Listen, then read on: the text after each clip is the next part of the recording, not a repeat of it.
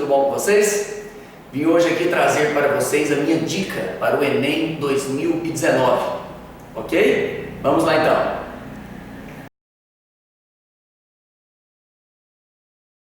Minha dica para o Enem 2019 mistura em uma relação interdisciplinar história com a literatura em torno de um tema, o nacionalismo. O nacionalismo é um tema muito presente na literatura brasileira, em cores e tons diferentes ao longo de sua história, sempre com algum fato histórico muito pertinente. Podemos encontrar o nacionalismo nos inconfidentes Árcades, que queriam separar o Brasil de Portugal lá no século XVIII, e nos modernistas da geração de 22, que há quase 100 anos atrás já pregavam uma arte genuinamente brasileira, deglutindo valores estrangeiros e transformando a arte nacional. Mas houve um momento em especial da nossa literatura que o nacionalismo foi uma característica e não apenas um tema. Em que época foi essa? Foi no romantismo brasileiro. E é sobre isso que nós vamos falar um pouquinho. O romantismo brasileiro nasce poucas décadas após a nossa independência, em uma época em que o sentimento nacionalista aflora e a gente passa a desenvolver uma certa lusofobia, a aversão àquilo que vinha de Portugal. Por isso que as nossas influências neste período serão inglesas e francesas. Nesse período, o nacionalismo aparece, por exemplo, na grande obra Canção do Exílio, de Gonçalves Dias, o mais famoso poema brasileiro. Vamos ouvir. Minha terra tem palmeiras onde canta o sabiá. As aves que aqui gorjeiam, não gorjeiam como lá. Nosso céu tem mais estrelas, nossas várzeas têm mais flores, nossos bosques têm mais vida, nossa vida mais amores. Em cismar sozinho à noite, mais prazer encontro eu lá. Minha terra tem palmeiras onde canta o sabiá.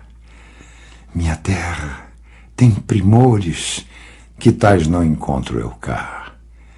Em cismar sozinho à noite, mais prazer encontro eu lá. Minha terra tem palmeiras onde canta o sabiá.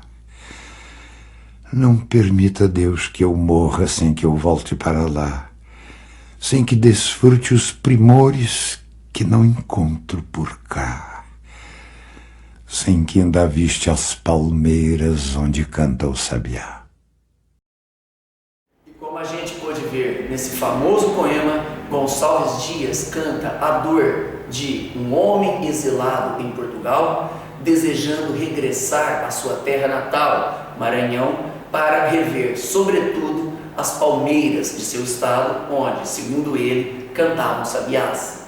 Trata-se de um poema lírico de amor à pátria, que inclusive reproduz trechos do hino nacional brasileiro. Ou vai dizer que vocês não notaram a seguinte semelhança?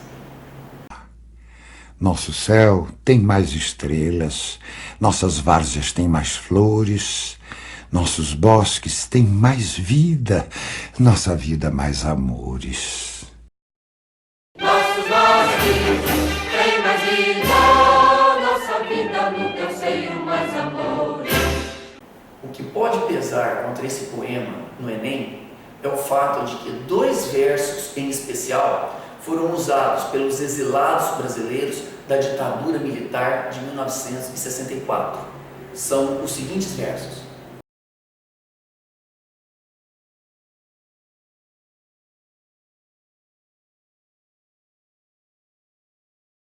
E apenas a título de curiosidade, eu cito a ironia de que Gonçalves Dias, após anistiado pelo governo brasileiro e tendo o direito de regressar à sua pátria, na viagem de volta, o navio em que ele se encontrava naufragou próximo à costa do Brasil, sendo ele a única vítima desse acidente. O nosso romantismo trata do nacionalismo em obras indianistas também, como as do nosso escritor José de Alencar, em várias obras nesse sentido, como Iracema, que tem o subtítulo de A Lenda do Ceará, uma outra obra de José de Alencar muito importante do ponto de vista nacionalista, chama-se O Guarani. Obra essa que inclusive inspirou o compositor Carlos Gomes a compor uma peça muito conhecida que durante muitos anos foi a abertura da Voz do Brasil.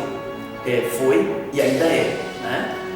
Ficou um período fora aí, entre 73 e 85, mas O Guarani de Carlos Gomes continua sendo a abertura oficial de um programa chamado A Voz do Brasil, que é transmitido nas rádios brasileiras, programa esse nascido em 1935, criado por Getúlio Vargas. Então pode ser um link também que apareça no nosso Enem. E José de Alencar pode ser uma aposta boa, porque além desse nacionalismo dele, José de Alencar foi um político brasileiro do Partido Conservador, contrário, dentre outras coisas, à abolição da nossa escravatura. E ainda em José de Alencar, o nacionalismo aparece não apenas nas obras indianistas, mas em obras históricas, como As Minas de Prata e A Guerra dos Mascates. O nacionalismo na história da literatura brasileira aparecerá em fortes tons em um outro autor, de nome Olavo Bilac, cujo centenário da morte foi no ano passado, e ele praticamente não foi lembrado, né, desse fato, o que pode vir a ser um resgate no Enem deste ano. O parnasianismo não é marcado por uma escola nacionalista. Este autor, Olavo Bilac, foge à regra. É um autor com fortes traços nacionalistas, que usou seu prestígio político para liderar a campanha que resultou no serviço militar obrigatório existente até hoje, e ainda usou do seu prestígio de poeta, ele é chamado de o príncipe dos poetas, e compôs um hino à bandeira que nós vamos ouvir agora.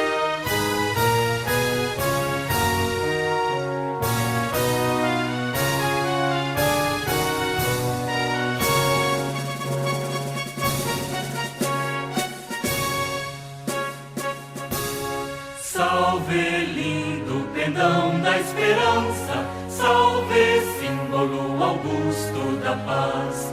Tua nobre presença, lembrança, a grandeza da pátria nos traz.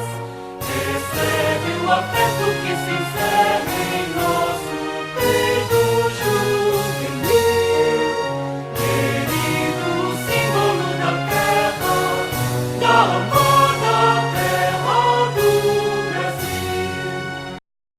Um hino que foge um pouquinho aí, né, sua letra, aos padrões propostos pelo parnasianismo, que sempre preferia sonetos e versos decassílabos ou alexandrinos, versos de 10 ou 12 sílabas.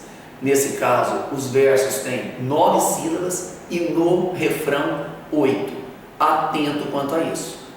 Olavo Bilac expressou o seu forte sentimento nacionalista em uma outra obra também, chamada O Caçador de Esmeraldas, onde ele exalta o mito e o que ele chama de herói Fernão Dias Pais Leme. Se eu pudesse fazer uma aposta nesta obra aparecendo no Enem, eu diria que pode ser uma releitura do movimento bandeirante no Brasil, tido como muitos como bandidos e outros os tratam como sendo heróis. Os bandeirantes podem sofrer uma releitura, mas o nacionalismo de Olavo Bilac não é gratuito, ele está inserido em um contexto maior, o contexto do positivismo, uma corrente filosófica nascida no século XIX, teorizada por Augusto Comte e que encontrou no Brasil, à época, um forte terreno para a sua disseminação. A frase ordem e progresso é inspirada no lema de uma corrente de pensamento chamada positivismo, que era comum entre os membros que derrubaram o Império. O positivismo colocava o amor como princípio, ordem como base e progresso como objetivo. Ordem e progresso foram parar na bandeira por isso. E temos então uma tríade, o amor, a ordem e o progresso. Se a ordem e o progresso foram parar na nossa bandeira nacional e o amor ficou de fora, Nem tanto. O amor, ele é mostrado em várias partes do hino nacional. Vejamos.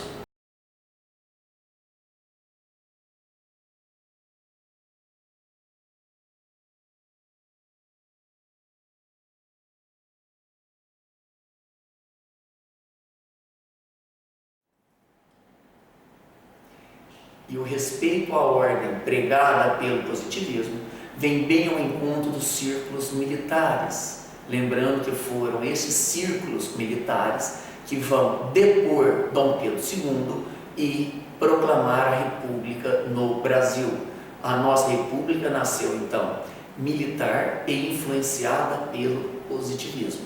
Está aí 2 bons motes para ser cobrados no Enem sobre o positivismo. Vale a pena a gente aprender um pouquinho mais.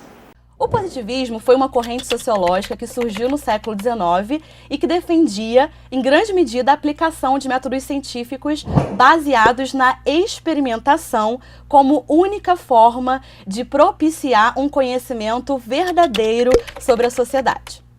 E para a gente falar de positivismo, a gente não pode deixar de falar do filósofo francês Auguste Comte, que é simplesmente considerado nada mais nada menos que o pai do positivismo. Para contextualizar, é importante que você saiba que o positivismo foi criado em meio à Revolução Industrial e o Iluminismo. Logo, a sua principal fonte de defesa de argumentação era que o conhecimento produzido pela ciência era o melhor tipo de conhecimento para identificar problemas sociais, para compreender melhor a economia, a política e a sociedade em si, visto que esse era o intuito desse período, ou seja, compreender melhor a sociedade. Bem, como nada é por acaso, toda essa busca por conhecimento tinha um propósito: alcançar a ordem e o progresso. De acordo com a teoria de Comte, o estudo da sociedade deve ser tão rigoroso quanto, por exemplo, o estudo empreendido pelas ciências naturais. Assim, a ciência da sociedade deve ser rigorosa, visando dar à sociologia o caráter de uma ciência universalmente válida, baseando-se sempre na experimentação, a fim de explicar corretamente os fenômenos sociais. Para isso, ele deixa de lado o conhecimento do senso comum e conhecimento religioso e vai se apoiar no conhecimento exclusivamente científico. Como vocês viram, a busca pela verdade científica é uma das coisas que movem a filosofia positivista. E essa verdade, então, estaria sobretudo nas disciplinas de exatas. Por isso que todo colégio militar, e vale a pena ficar atento nisso, pois fala-se muito no momento em escolas militarizadas, nessas escolas de viés militar, é muito forte sempre as disciplinas de exatas, matemática, física, química, muito em função da influência do positivismo no currículo dessas escolas. E a nossa bandeira nasce exatamente seguindo essa lógica. É uma bandeira recheada de símbolos geométricos, uma bandeira que, como já disse, traz consigo o lema do positivismo, uma bandeira que tem muitas curiosidades. Vejamos. O círculo azul representa o céu do Rio de Janeiro na noite da proclamação da República. A faixa branca não é aleatória. Ela é uma linha astronômica chamada eclíptica. O tamanho de cada estrela na bandeira tem relação com o tamanho de verdade de cada estrela no universo e elas estão agrupadas de acordo com constelações reais. Esse grupo aqui, no meio, por exemplo, é o famoso Cruzeiro do Sul. A bandeira original praticamente não sofreu mudanças até hoje. Ela passou por pequenos ajustes à medida que o número de estados mudou. Essa foi a bandeira original. Na época tínhamos 21 estados. Em 1960, ela ganhou o estado da Guanabara, em 68 o Acre e em 92 foi a maior mudança, com a inclusão do Amapá, Roraima, Rondônia e Tocantins. Bom, gente, então é isso. Seja com definições, seja com conceitos ou com alguma curiosidade, eu apostaria no nacionalismo e apostaria no positivismo, fazendo esse link aí, essa interdisciplinaridade, como um tema presente no Enem.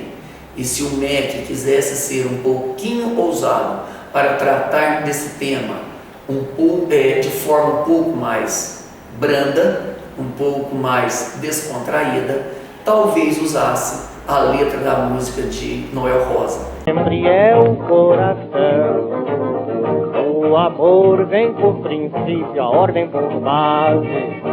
O progresso é que deve vir por fim.